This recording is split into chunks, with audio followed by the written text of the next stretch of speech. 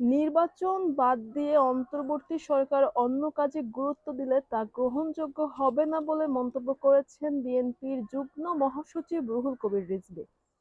শনিবার ১৫ই ফেব্রুয়ারি সকালে রাজধানীর আগারগাঁওয়ে রোড টু ইলেকশন শীর্ষক গোলটেবিল আলোচনায় তিনি এই মন্তব্য করেন।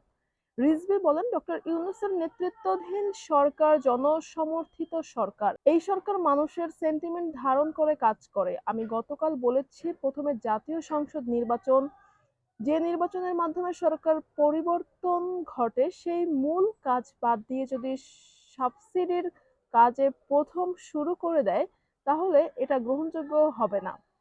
গণতন্ত্র রক্ষায় সরকারের দায়িত্ব, অবদান ও সুষ্ঠু নির্বাচন দেওয়া।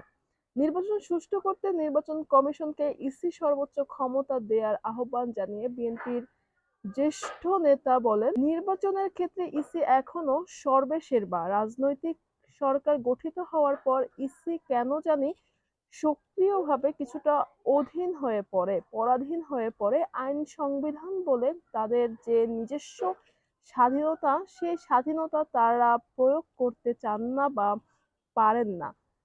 নিজেই দুর্বল হয়ে পড়ে। দলীয় সরকার অধীনে নির্বাচনের সময় অনেক ক্ষেত্রেই হস্তক্ষেপ হয়।